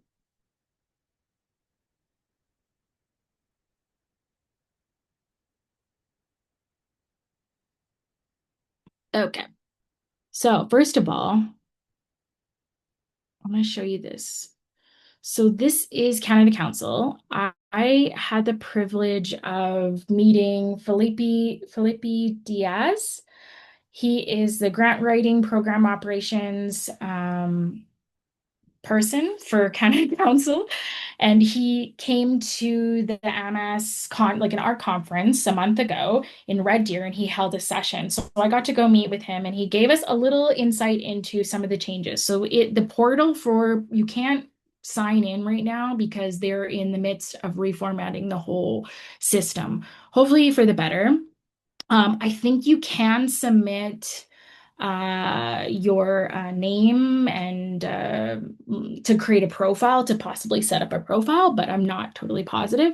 If you can, go ahead and maybe try and get that done before it opens. I think they're going to open up to the public again, says summer 2025. He said late August, early September. So, I can tell you right now, this has always been there, but he said it's going to be easier now. So, application assistance. Who can ask for assistance? If you are deaf, hard of hearing, have a disability, or living with a mental illness. First Nations, Inuit, Métis facing language barriers. If you're geographic or facing geographic or cultural barriers. So myself, as a dyslexic, I could have applied for someone to help me with this. I never did because I didn't know how to take advantage of these resources. I also recently have been diagnosed with ADHD. So if there's folks out there with ADHD, I think that falls into this category. Okay, so what can you get assistance for? You can get assistance for helping set up your portfolio and submitting your online application. So you have to create an application for yourself before you can apply to grants. It's the same with Alberta Foundation for the Arts, and I'm assuming with other provincial funding bodies. Okay. And you can get help with submitting a grant, prize application, nomination, grant acceptance. If you've already been accepted, you can get help with project updates or final reporting. So when you're ready to ask for help, these are some good things to have. Already your portal app set up. And this should be well before you apply. So 1 to 4 weeks before before the deadline or before you intend to apply, submit. And he said the easiest thing now is to call. That would be what I would do. And get more information from them on how to do this. So essentially how it works is I think you find someone, or maybe they can point you in the direction to someone, and you can hire someone, and they invoice Canada Council and they get paid. And here is what the costs. So just for creating a profile, up to 2 hours, you can pay someone to help you up to $100. Writing project grants up to 10 hours. So up to $600 worth of group. That's a project grant. And then composite grants are much bigger grants. They're multiple years. So that's there. And then 2, he mentioned some of the changes. These are what the new grants are going to be. So they're getting rid of a few of the other grants, and they're kind of melding them together. So, yeah, micro grants. I think it used to be a project grant, but you can think about it as a mini kind of operations grant or a project grant, and it's replacing the travel grants. So if you got into a show or residency, you can ask for money to travel. Now you just apply through the micro grant and all these things here. So yeah, these are the new grants here, and you can click on each one. So just kind of ignore the rest of this because this is the old information. So if you go to Canada Council and our grants, check out the upcoming funding opportunities. And again, there's no deadline yet because the portal's not open. So hopefully they give us some time once the portal opens. All right. I don't want to take up too much more of your time, but I'm just going to quickly show you these examples I promised. Okay. So support material. This is the support material, one of them that I submitted for my research and creation application in 2024 that was successful. So I had production materials. So this is the production phase, and I had electronics. I included a link to the website that I was going to order it from, and this is a screenshot of my shopping cart. And I included the shipping. And you can include the shipping. Just make a note in your budget. And consultation fee. So this was the CARFAC consultation fee. So you can hire someone to give advice, input, or their opinions if they're going to help with a project development, exhibition, or concerning your art practice. So I hired Gabby to help me program an Arduino for a project, and I paid her 3 days worth of work. So like a flat rate of that. So I think I made over $2,000. And this is how I justified paying her that expense. And here's a link to that. This is just a screenshot of the CARFAC schedule, because that's the professional standard. Oh, and here's her quote. So I asked her to give me a quote based on that, on those numbers. Yeah, so around $2,000. Okay, this is how I got the numbers for a subsidy. So what I needed for 3 months of work. So basically, what's your living cost for 3 months? I figured out childcare, my phone bill, electrical bill.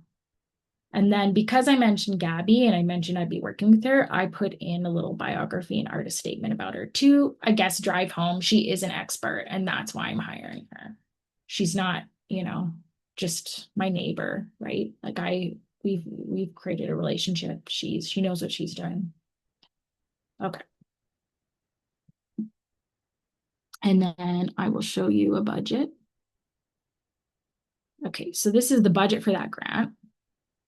So the budget template might be different with their new system, but here's my subsidies. So artist subsistence. So this is what it costs for me to live. $527 a week for 14 weeks. I just broke it down. For whatever reason, they didn't want a month, they wanted a week amount. So how I found that 527 was adding up all of my expenses. And then, I split the cost with my roommate. And so it's half of this and whatnot. So I'm justifying that $7,000 that is just going for me to live.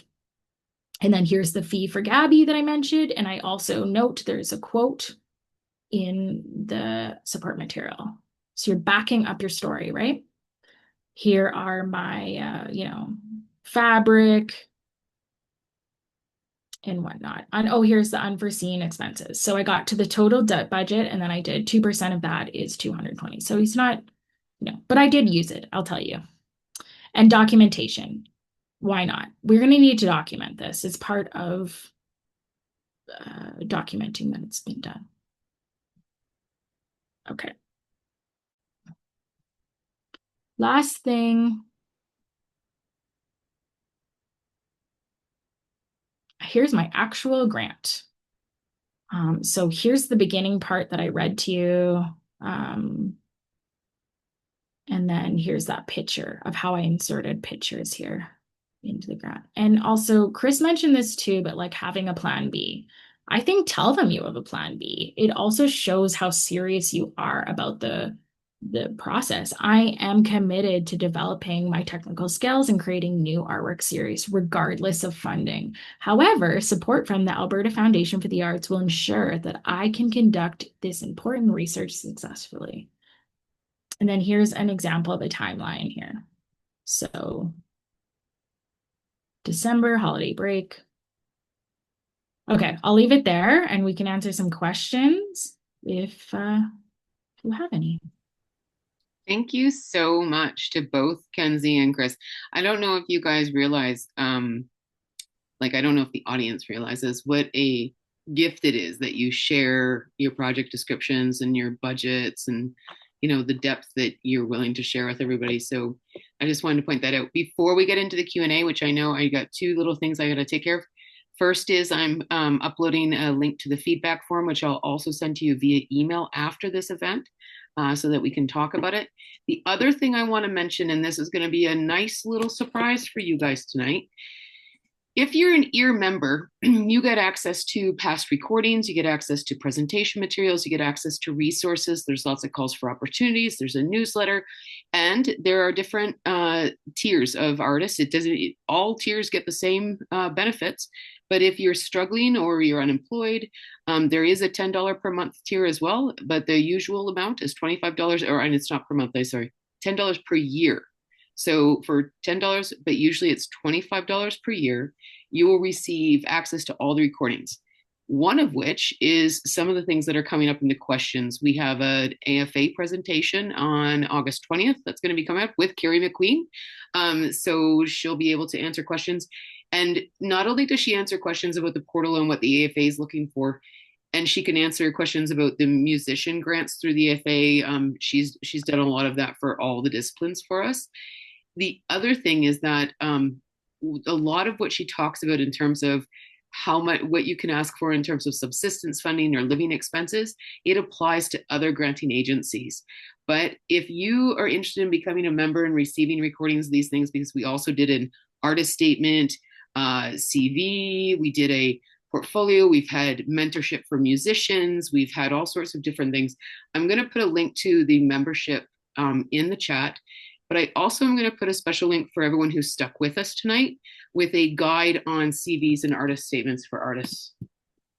And this is a one-time only guide that you can access through us, which is, it says resources, artist statements, and resumes, CVs that we've put together. In addition, I just want to thank everybody again, and we're going to get into the questions. If you have questions, add them to the chat and we will get through them as quickly as possible because I know we're running out of time. So first question, is this similar to how you might approach applying to a residency?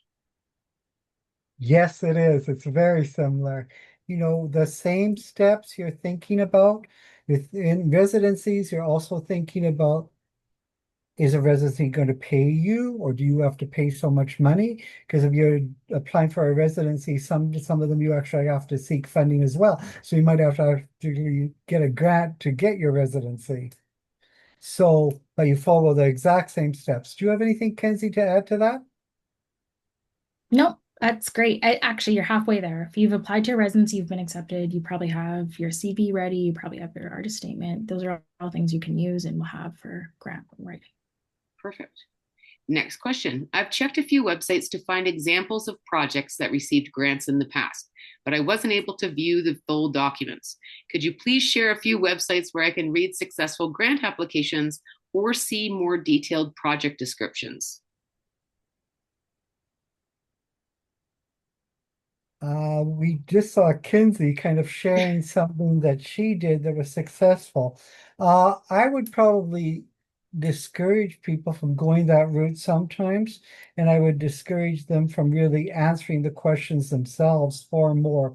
Like there isn't really a template to be successful. If you're answering the questions, and remember the questions change all the time. But the approach that Kinsey kind of suggested is going to remain tried and true, answering the who, what, when, where, why, and how, showing your timeline, showing a good budget. Those are the things that are so important, but you know, I don't think that there's one way that I'd say follow this and you're going to get a grant, because I think that's going to lead you down the wrong path. What do you think, Kinsey? Yeah, I think I just shared a link. You can see who won grants. Is this public money that is going out to people? So I just sent a link to Canada Council. You can see how much people got. It doesn't go into their project and the full description. It won't look what they submitted to Canada Council or FA, but it might give you an idea of what's getting funded. And also, it's hard, you can't really predict these things. My dad was on a jury once and he said, as a jury, sometimes they decide in amongst themselves, oh, we're really going to prioritize the emerging artists because us as a collective really think that's important. And then, maybe you're not an emerging artist and you've applied and they ran out of money. Or let's like really focus on things that are confirmed, not hypothetical big dreams. So you can't control these things. But yeah. yeah, you have my references to Yeah. start, but ask your friends. Yeah. See who's gotten one. See who's, it's a lot of the same stuff as applying for a show or residency. So Okay, next question. Can you put grants on a CV? Is that something that's looked for? Absolutely. You put down anything that you are proud of that is your accomplishment. And, if you're applying for a grant, the thing you can do is you can put grants up higher into your CV because it's more important. They might look at your past grants to determine if you should get this one. So I do tend to adjust things. If I'm applying for an exhibition, I put exhibitions at the top. If I'm applying for something like, residencies, I put my residencies at the top. So really show off what you have accomplished. That's what a CV is about. And there's a comment that says, "Thank you so much for this. It was intensely valuable. I have so many notes." I just wanted to share that with you guys. Um, um, Also, how much should I pay myself as an artist creating a body of work? Okay, Kinsey did probably talk about subsistence. That's usually the way, if you're applying for yourself, that you are paying for yourself. Like if, they have certain limits, like some might be 2,000 or $3,000 a month, or $600 or $800 a week. That's how I would usually pay myself. You cannot do both. And usually only way most grants accepted is subsistence. I need this amount of money to live for myself. Obviously, Kenzie did show the rates, which were CARFAC rates that she was paying other people. So if you're hiring people, then you're paying them at a professional rate. But usually, if it's a grant for an individual, you're dealing with subsistence of how much it's going to cost you for your time while you're doing the grant. Is that the way you put it, Kenzie? yeah, sorry, my internet's cutting out a bit, so hopefully I am coming across. But subsistence, yeah, you can. I think that's the way to go with grants. You can also do like maybe what you'd lose out on work, technically, like, oh, I'm going to take 2 months off work. But I think it looks better subsistence, like, you'll be able to feed yourself, pay your bills, pay rent for this chunk of time while I'm at this residency, while I'm preparing for this exhibition, while I'm you know, spending 3 months to making this new body of art. Yeah. So basically, paying your bills so that you don't have to. Yeah, and not your debt. I asked Carrie if I could put down my student loan payments. No, you can't. That's awesome. Okay, so then next question. Someone said, "Man, I wish I knew I could apply for grants for residencies, but now they know." Okay, what kinds of things would you put on your CV as a new emerging artist? I, as a new emerging artist, first of all, don't worry if you can't make it into 2 pages or 4 pages. That doesn't matter. Just put on what is relevant and and think of what is relevant. We have to think in different ways. Like if you're self-taught, what kind of classes did you take? Like you might not have a B.F.A. or something like that, but you might have classes that were very informative for you. So you might put those on. You might not have residency in Europe, but you might have a small residency you did on one of your neighbor's farms or something like that. I would put these things on that that are part of it.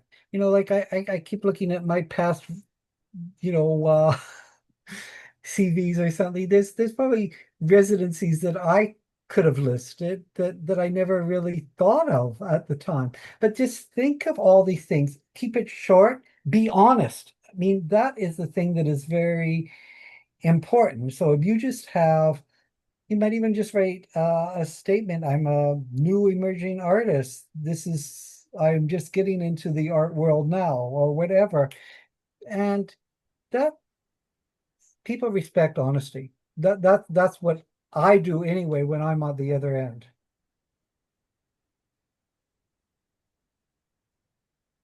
Kenzie, do you have anything to add? I'm just pulling up my CV. Do you want to see it? Sure. Um, yeah. Oh, for emerging artists.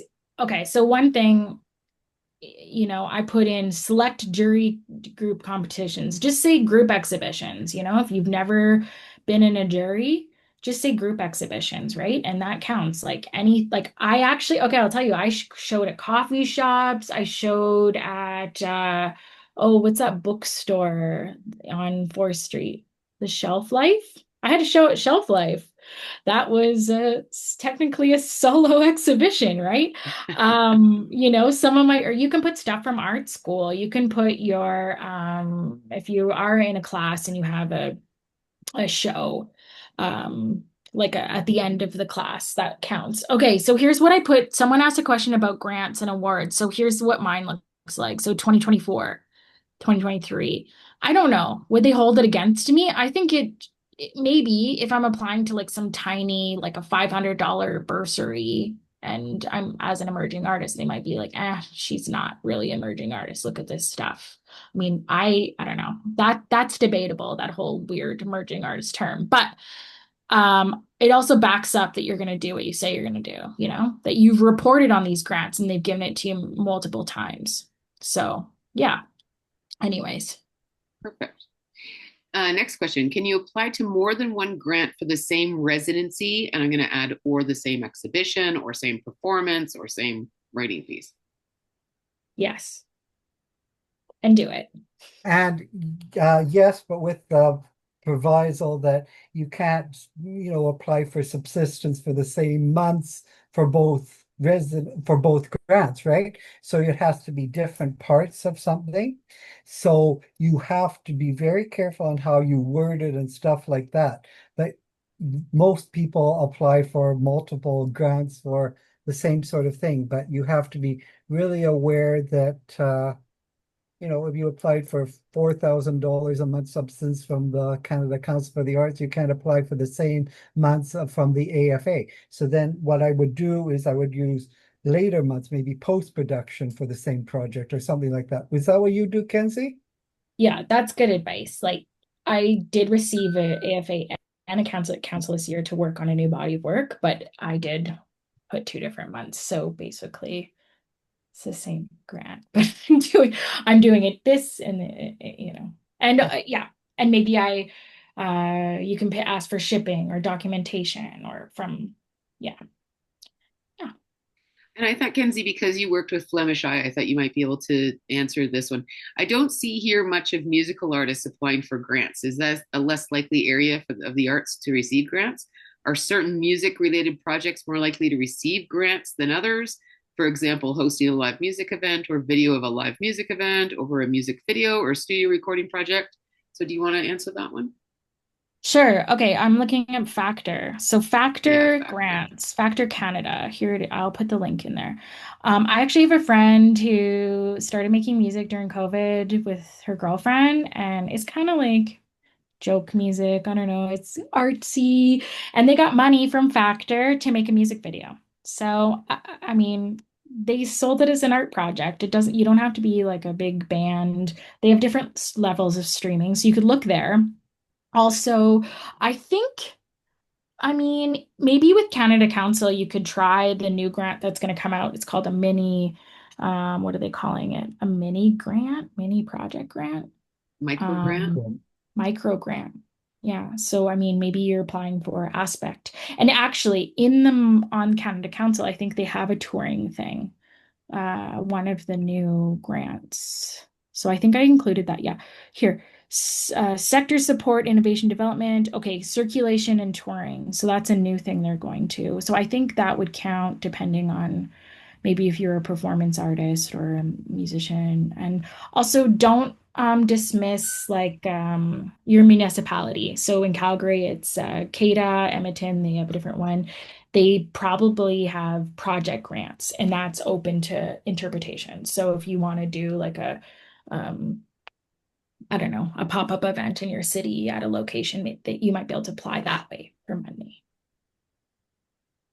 Yeah, and just as an aside, the National Canada Council, provincial funders like the Alberta Foundation for the Arts or the Ontario BC equivalent, and the municipal Calgary Arts Development or Edmonton Arts Council, the municipal They usually cover artists of all disciplines, musicians, writers.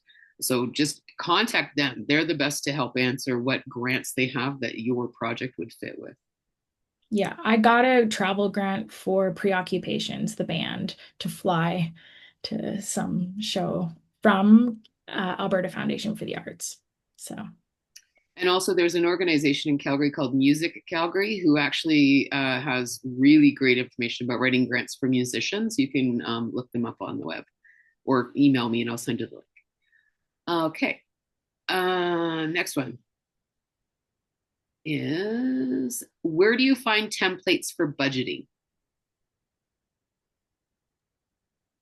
they give you the template. Well, most of the time, I think that one I had, that was from, I don't know, maybe that was Canada Council. They give you the template. And I think in A.F.A, you have to like dump them. It is again like a form. You have to dump in the amounts and then it adds it up all on their online system. In that case, I use Excel to beforehand. So again, I'm just copying the information over. I'm not trying to figure it all out while I'm in their portal and online. So use And Excel. remember the AFA budget or whatever, it has to zero balance. So whatever, so it's adding up as you're putting in figures and stuff like that. So you can kind of see how you're going and, because revenue has to equal your expenditures and stuff like that. So a lot of them give you a lot of clues too. In all grants, they usually have an FAQ section, so which would answer more questions about grants and other things. Use all the resources, like the FAQ, the frequently asked questions, and any kind of grant is where you should be spending a lot of time, really looking at all the questions and answers and stuff like that. And a lot of them are a lot easier than you think, as long as you give yourself time to deal with them. If there's not another question, I could show my budget again and show that last part. But There are or a if you couple just more. Can we just okay, get through them quick? okay, And then, but I'm sure yeah. I know people are going to want to see the budget. So Just that someone, equaling out, that's confusing. That whole like it equaling zero at the end. That was something I learned in my mentorship too, where they need to Yeah. equal the same. But yeah, yeah. And if you have trouble with it, if you contact them, they can walk you through it. Like it's true. they're there. That's what they get paid for, to walk you through this stuff. Utilize them. So the next question, I know a couple people who have received quite a few grants. Will the granting bodies be less likely to award them a grant if they have received quite a few already and or if they recently received them? Yeah, I think I addressed that sort of when I was showing my CV because I saw that question. Um, but I don't think there's any correlation, as Kinsey kind of suggested, that there might be, granting juries that kind of look at that and a lot that don't. You can never predict some of these things. That's why they also, everybody says, you the next time you apply, even if you applied with the exact same thing, you might get a totally different response. So that's not something that is really clear. Sometimes they really respect people who have done a lot because then they know they are professionals and stuff like that. And sometimes they might be looking for more new people who have not received a lot of grants, but you can't predict that one. And then one of the last questions we have is, as a general rule of thumb, how long are most grant applications? Like how many pages do they usually take? Pages, usually your narrative or your project description might be 3 or 4, but remember, you're adding a lot of evidence in so many different ways, like your images or your letters of reference, your budget and things like that. So all said and done, some of them might be 20 pages long once you're adding everything together. But it's in kind of in pieces. And so you have to have some kind of logic and start things at the right sort of time so you get everything done. Yeah. And they tell you too, like word counts and whatnot, and abide by it. Yeah. Okay, that was the end of the questions. If you want to show a budget, that'd be great. Only if I'll just show the end thing, because that was kind of what Chris was talking about. It's a little confusing, like here at the end. So this last part here. Okay. So I didn't go over this. I said I talked about expenses. So we're talking about materials, whatnot. And then here we go, project revenue. So you figured out what your project is going to cost. This is what it's going to cost. This is me paying myself and all my supplies and documentation. Okay, revenue.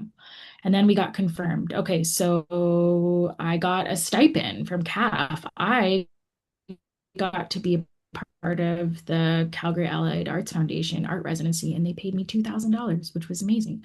So that was confirmed money. So I put that in there. So that goes in there. And then I had a sponsorship. Electronics company gave me some stuff, so I put that in there. Confirmed money, right? Donation. So again, if you had someone donating their time, maybe you would put it in here too. Let's see. Or there's an in-kind area. Here's the in-kind area. So like, if Gabby decided to give me 2 hours of her consultation for free because she likes me, I could put that in there and I could put confirmed. And then here's the grant I'm applying for. And it's in this column because it's pending. They have not confirmed it yet, but you have to include it. So this is this is the budget for this grant. And you have to put in the money so that it all adds up and these two numbers match. So the money at the end, the revenue money equals the budgeted money, if that makes sense. And sometimes it has to equal zero, or it has to equal, in this case, they had to equal the same thing. So, but again, yeah, ask them, the consultants who are there, because that's their jam. Those finicky things. But just to wrap your head around it, that was hard for me. I'm like, what do you mean it has to equal zero? Like, I don't know why that was so confusing to me when I first was creating budgets, but your revenue has to equal what you said you're going to spend. Whether they have to zero out, like, because you have to have enough revenue to cover that whole cost, or they need to, in this case, they needed to add up. So it would zero out if you'd subtracted it. And, if you're applying to a grant, it's really great to download that budget template form early and sort of play with it, before you apply. It's a good idea to get an idea. If you guys, that's it on the questions. I know that there's a lot of links in the chat.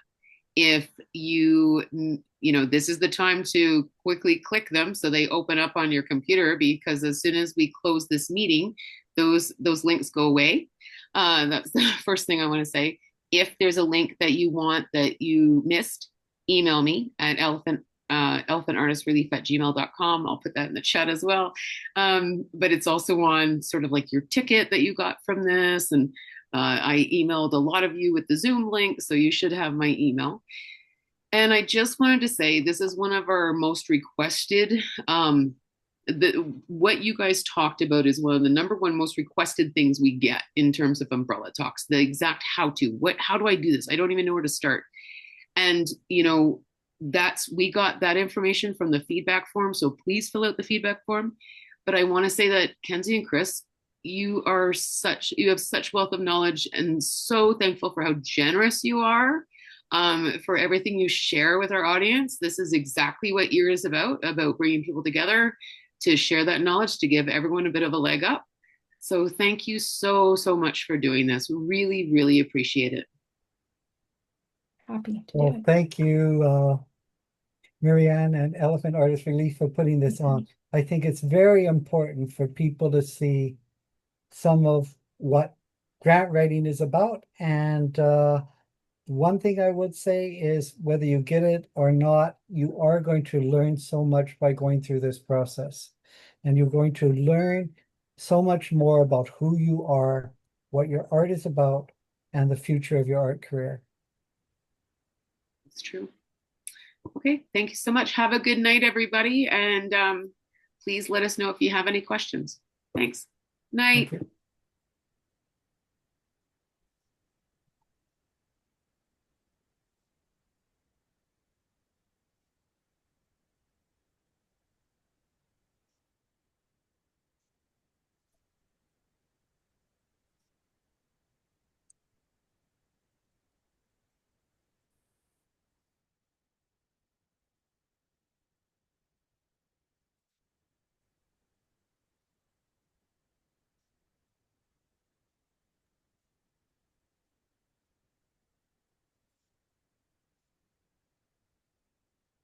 Fantastic work, everybody. Thank you.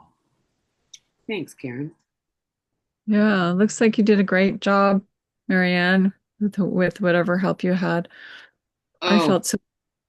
Chris and Kenzie are amazing. Yes, I knew they would be fine and that you would be fine. It's great. I just feel bad that I missed it. My plan ran out of data. It was so stupid. So I spent the last hour on the phone with Telus getting it all straightened out. So Oh, I'm glad you got it straightened out. Well, Kenzie, thank you so much. yeah, thank No you. problem. Yeah, sorry. I don't know why I hung out. I'm just like, hi. No, I guess I'll just Wait. hang out with you guys. I don't just- know. I just want I hope we answered everyone's questions. I'm sorry once Yeah. I think I meant to do. I mean, I think you said 20 minutes, so I was trying to. No, are you kidding? Like, listen, you and Chris, I remembered this from last time. And I know it's sometimes when the programming committee or, different people are on it and they'll say to me, well, are we really going to have the same event we had last time? I'm like, no, you don't get it. Like, they were No. super thorough and super good. And this is asked Yeah. for all the time. And Yep. you guys, like, Okay. you're super generous. I really, Oh, your okay. knowledge, just so you know, your knowledge about the grant writing and how you share that is really huge. So thank you. Oh, It yeah, no is. problem. It is. Really appreciate it. Well, it took me forever to wrap my head around it, and it's not Yeah. something you just learn overnight. So it definitely No. mind sharing. I'll tell anyone who asks me because it's so daunting, and it really Yeah. doesn't have to be.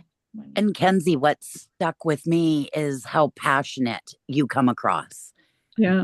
That you're enthusiastic and that you're